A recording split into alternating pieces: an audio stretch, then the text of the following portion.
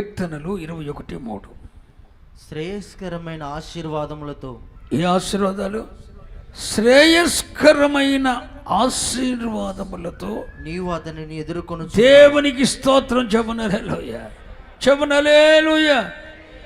నీవు ఆయనను ప్రగాఢంగా నమ్ముకొని అనువనువున ఆయనకు నువ్వు నమ్మకస్తుడవై విశ్వాసత కలిగి జీవిస్తే దేవుడే శ్రేయస్కరమైన ఆశీర్వాదాలతో నిన్ను ఎదుర్కొంటాడట. ఆమెను చెప్పారా?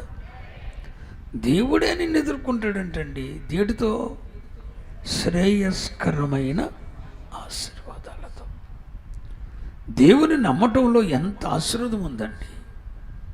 నువ్వు ఆయన ప్రగాఢంగా నమ్మి అనువనుమున ఆయనకు నువ్వు నమ్మకస్తుడివై బ్రతకటంలో ఎన్ని దీవెనలు ఉన్నాయండి. నువ్వు ఆయన నమ్ము, ఆయనకు నమ్మకస్తుడివై ఉండు. ఈ రెండు కోణాల్లో నువ్వు జీవించగలిగితే దేవుడే, నువ్వు ఎటుపోయినా దేవుడే శ్రేయస్కరమైన ఆశీర్వాదాలతో నిన్ను ఎదుర్కొంటాడు. ఓ మాట చెప్పున, అబ్రహాము 9 రాజులను జయించి తన ఇంట పుట్టి అలవర్చబడిన 318 మందితో కూడా వెళ్ళి 9 రాజులను జయించి అబ్రహాము తిరిగి వస్తుంటే నీతికి రాజు, సమాధాన రాజు అని పేరు పొందిన మెల్కీషెదెక్ రొట్టెను ద్రాక్షరసాన్ని తీసుకొని ఆశీర్వాదాలతో అబ్రహామును దేవుడు ఎదుర్కొంటున్నాడట. ఆ మెల్కీషెదెక్ ఎవరో కాదు, మన ప్రధాన యాజకుడైన ప్రభువైన జయ జీవితం కలిగినటువంటి అబ్రహాముని 9 రాజులు, 5 ఒక రాజు, 5 ఒక గుంపు, 4 ఒక గుంపు, ఈ 9 రాజుల్ని అబ్రహాం జయించాడు. దాంట్లో కాస్తంత ఆత్మీయ పాఠం కూడా లేకపోలేదు. 9 రాజులో 5 ఒక గుంపు, 4 ఒక గుంపు. ఈ 5 ఎవరంటే పంచేంద్రియములు అనండి. పంచేంద్రియముల మీద అబ్రహాము జయం పొందాడు. ఇంకొక 4 రాజులు ఉన్నారు. ఆ 4 ఎవరంటే, 1 శరీరం, ఇది మన శత్రువు. 2 లోకం. 3 పాపం. 4 సాతాను. ఈ 4 కూడా శత్రువులండి. ఈ 4 శత్రువులు. ఈ 4 వేరు.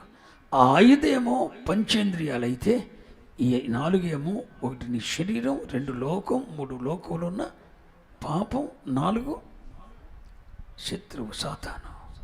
ఈ 4 మొత్తం ఎట్టకేలకు ఆ పంచేంద్రియాలను అబ్రహాం జయించాడు. ఈ 4 రాజులను, లోకాన్ని, పాపాన్ని, సాతాన్ని, శరీరాన్ని జయించాడు. వీటిని జయించిన అబ్రహాము తిరిగి వస్తుంటే దేవుడే మెల్కీషెదెక్ రొట్టెను ద్రాక్షరసాన్ని పట్టుకొని ఆశీర్వాదాలతో ఎదుర్కొన్నాడటండి. ఈ శుభవేళ ఆనోకు వలె దేవుడు ఉన్నాడో అని నువ్వు ప్రగాఢంగా నమ్మి అనువనుమున నీవు ఆయన కొరకు నమ్మకత్వం కలిగి ఉంటే నీ వెటుపోయినా ఆమేన్, నువ్వేం చేసినా ఆమేన్, దేవుడే శ్రేయస్కరమైన ఆశీర్వాదాలతో ఎదుర్కోబోతున్నాడు. నువ్వు వెళ్తుంటే ఆయన నీకు ఎదురొస్తాడు. కుక్క ఎదురొస్తుందో, ఏది ఎదురొస్తుందో, ఎవడు ఎదురు రానవసరం లేదు బాబు. ఎవడు ఎదురొచ్చినా ఎవడు రాపోయినా నీ దేవుడే నువ్వు ఇటుపోయినా శ్రేయస్కరమైన ఆశీర్వాదాలతో ఎదుర్కొంటాడు. హల్లెలూయా. నువ్వు ఆయన నమ్ము, ప్రగాఢంగా నమ్ము. అంతేకాదు అనువనువున ఆయనకు నీవు నమ్మకస్తుడివై ఉండు. దేవుడే శ్రేయస్కరమైన ఆశీర్వాదాలతో నేను ఎదుర్కొంటాడు. అందుకేగా ప్రార్థనాపరుడైనటువంటి యాకోబు, మోకాళ్ళ అనుభవం కలిగినటువంటి యాకోబు, ఒంటె మోకాళ్ళు కలిగిన వాడు అని పేరు పొందిన యాకోబు విచిత్రమైన ఒక మాట రాశాడు. యాకోబు పత్రిక 1వ అధ్యాయం 17వ వచనం. యాకోబు పత్రిక 1వ అధ్యాయం 17వ వచనం. శ్రేష్టమైన ప్రతి ఈవియు సంపూర్ణమైన ప్రతి వరమును శ్రేష్టమైన ప్రతి ఈవియు సంపూర్ణమైన ప్రతి వరమును పరసంబంధమైనవై జ్యోతిర్మయుడగు తండ్రి యొద్ద నుండి వచ్చును. స్తబలు కూడా దేవుని మహిమపరచండి. హలో, ఉత్తుత్తాశ్రోదలు ఎవడైనా తెస్తాడేమో, కానీ అదిగో చూడండి, శ్రేష్టమైన ప్రతి ఈవి సంపూర్ణమైన ప్రతి వరం పరసంబంధమైనదై జ్యోతిర్మయుడగు తండ్రి యొద్ద నుండి నీకు వస్తాయి. అర్థమవుతుందా? శ్రేష్టమైన ప్రతిదీ పరలోకం నుండి వస్తుందండి. అలోనే నేను చెప్తుంది అర్థమవుతుందా? శ్రేష్టమైన ప్రతి ఇవి సంపూర్ణమైనవి శ్రేష్టమైనవి పరలోకము నుండి జ్యోతిర్మయుడకు తండ్రి యొద్ద నుండి వస్తాయి. నువ్వు ఆయన్ని ప్రగాఢంగా నమ్మి అనువనువున ఆయనకు నువ్వు నమ్మకస్తుడు అయి ఉంటే శ్రేయస్కరమైన ఆశీర్వాదాలతో దేవుడు నిన్ను ఎదుర్కొంటాడు. శ్రేష్టమైన ఈవులు, సంపూర్ణమైన వరాలు, పరసంబంధమైనవై జ్యోతిర్మయుడకు తండ్రి మన ప్రధాన యాజకుడైన యేసుక్రీస్తు ద్వారా మనల్ని ఎదుర్కొనేటట్టు చేస్తాడు. చెప్పండి హల్లెలూయా. అంటే దాని అర్థం ఏంటంటే, నువ్వేం చేసినా సక్సెస్ నానా. నీ ముఖం చూస్తేనే సక్సీడ్ అన్న పదం ఉండాలి. నీ నొసటి మీద నువ్వు పుట్టక మునిపే దేవుడు ముద్రించాడు, నువ్వు విజయశీలుడవని, నువ్వు సాతానును జయిస్తావని, శరీర కోరికలను నువ్వు జయించగలవని, సాతాను నీ కాళ్ళ కింద తొక్కుతావని. నువ్వేం చేసినా దేవుడే నిన్ను ఆశీర్వాదాలతో నిన్ను ఎదుర్కొంటాడని దేవుడు నీ నొసట ముద్రించాడు. రక్షింపబడిన నీవు ఓడిపోవో. దేవుడు రానున్న మాసములో, ఈ మాసమంతా జూన్ మాసం మొదటి దినాన్ని మనం ప్రభుబలతో ఆచరిస్తున్నాం కదా. ఈ ప్రభుబలను ఆచరిస్తున్న మనలను ప్రతి క్షణము దేవుడు శ్రేయస్కరమైన శ్రేష్టమైన సంపూర్ణమైన వరాలతో, శ్రేష్టమైన ఈవులతో, దేవుడు శ్రేయస్కరమైన ఆశీర్వాదాలతో అనుక్షణము నువ్వేం చేసినా ఎటుపోయినా ఎదుర్కోబోతున్నాడు. అన్నిటిలో నీవు విజయశీలుడు కాబోతున్నావు. దానికి ఒక షరతు ఏంటో తెలుసా? నువ్వు ఆయన్ని నమ్ము, అంతే, ప్రగాఢంగా నమ్ము. రెండో, అనువనువున నమ్మకస్తుడివై ఉండు. అపనమ్మకత్వం నీలో ఉండకూడదు.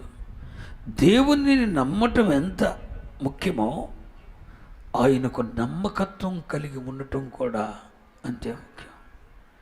మనం దేవుణ్ణి నమ్ముతాం, కానీ దేవునికి ఆనోకు గురించి బైబిల్లో రాయబడిన మాట ఇదేనండి.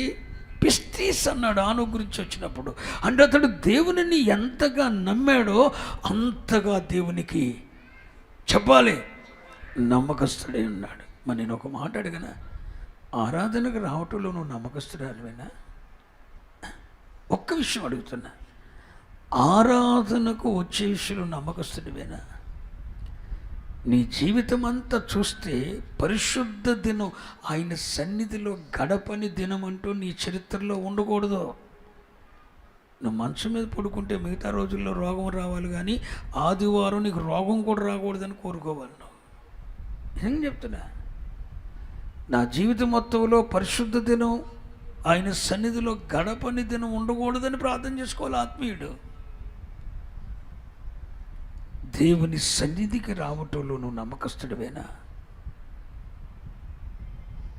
టయానికి రావటంలో నువ్వు నమ్మకస్తుడివేనా? టయానికి రావటంలో నమ్మకస్తుడివేనా? అసలు నువ్వు వచ్చేది ఎందుకు? ఆరాధించడానికి కదా, సంఘముగా కూడి ఆరాధించడానికి కదా. మరి అందరితో పాటు వచ్చి మనసారా నువ్వు ఎందుకు ఆయన ఆరాధించలేకపోతున్నావు? ఆరాధించడంలో నమ్మకస్తుడివేనా? అసలు ఆరాధనకు వచ్చి సంఘానికి వచ్చేది ఎందుకు? కానుక వేసి వెళ్ళటానికి కాదండి. ఆయన ఏమై ఉన్నాడో దాన్ని బట్టి ఆయనను ఆరాధించటానికి, ఆయనకు మన మనవులు చెప్పుకోవటానికి, ఆయనను ఆరాధించటానికి, ఆయన ఇంట చేరి ఆయనకు స్తుతులు అర్పించటానికి. మరి ఈ విషయాల్లో నమ్మకస్తుడివేనా? ఆరాధనకు వచ్చే విషయంలో నమ్మకస్తుడివేనా? సమయానికి రావటంలో నమ్మకస్తుడివేనా? ఆరాధించుటలో నమ్మకస్తుడివేనా?